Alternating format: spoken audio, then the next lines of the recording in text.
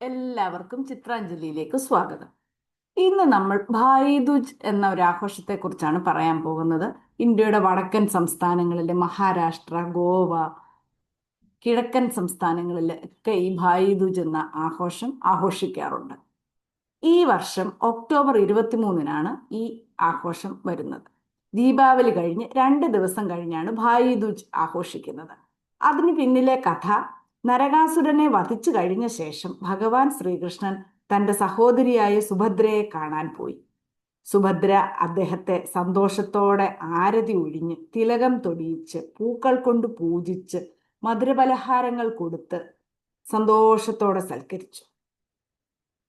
ഭഗവാൻ ശ്രീകൃഷ്ണൻ തന്റെ സഹോദരിയെ അതിന് പകരമായി അനുഗ്രഹിച്ചു. സഹോദര സഹോദരീ ബന്ധത്തിന്റെ ദൃഢതയ്ക്കായിട്ടാണ് ഭായി ദൂജ് ആഘോഷിക്കുന്നത്. മഞ്ഞളും തൈരും അരിയും ചേർത്തരച്ച് തിലകമാക്കി സഹോദരി സഹോദരന്റെ നെറ്റിയിൽ തൊട്ട് പ്രാർത്ഥിക്കുന്നു. പിന്നെ സഹോദരി വെറ്റയും പാക്കും നാണയവും സഹോദര ദക്ഷിണയായി കൊടുക്കും. സഹോദരൻ തന്റെ കഴിവിനനുസരിച്ച് സഹോദരിക്ക് സമ്മാനമായി പണമെങ്കിൽ പണം, വസ്ത്രം, ആഭരണം എന്തു വേണമെങ്കിലും കൊടുക്കാം. ചുവന്ന വസ്ത്രങ്ങളാണ് കൂടുതലും ധരിക്കുന്നത്.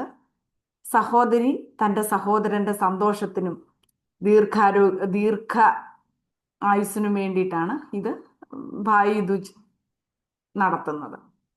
ഭനു ബീജ് എന്നാണ് മഹാരാഷ്ട്രയിലും ഗോവയിലും ഈ ആഘോഷത്തിനെ വിളിക്കുന്നത്. ഭായി പോണ്ട എന്നാണ് വെസ്റ്റ് ബംഗാളിൽ അറിയപ്പെടുന്നത്. ഭായി തിഹാർ എന്ന് ഇന്ത്യയുടെ വടക്ക് കിഴക്കൻ സംസ്ഥാനങ്ങളിലും നേപ്പാളിലും ഇത് ആഘോഷിക്കും. ഏതാണ്ട് രക്ഷാബന്ധൻ പോലെ ഒരു ആഘോഷമാണ്. സഹോദരി സഹോദരന്മാർ തമ്മിലുള്ള ഒരു ദൃഢത വർദ്ധിപ്പിക്കാൻ വേണ്ടിയിട്ടാണ്.